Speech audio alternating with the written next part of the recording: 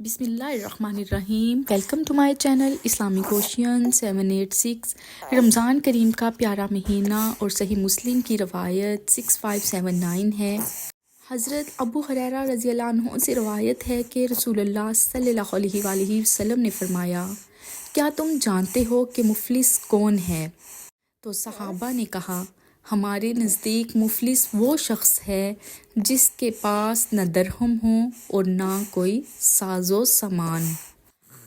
آپ صلی اللہ علیہ وآلہ وسلم نے فرمایا، میری امت کا مفلس وہ شخص ہے جو قیامت کے دن نماز، روزہ اور زکوٰۃ لے کر آئے گا، اور اس طرح آئے گا کہ دنیا میں اس کو گالی دی ہوگی، اس پر بہتان لگایا ہوگا، اس کا مال کھایا ہوگا، اس کا خون بہایا ہوگا اور اس کو مارا ہوگا، تو اس کی نیکیوں میں سے اس کو بھی دیا جائے گا اور اس کو بھی دیا جائے گا، اور اگر اس پر جو ذمہ ہے اس کی ادائیگی سے پہلے اس کی ساری نیکیاں ختم ہو جائیں گی تو ان کے گناہوں کو لے کر اس پر ڈالا جائے گا اور پھر اس کو جہنم میں پھینک دیا جائے گا۔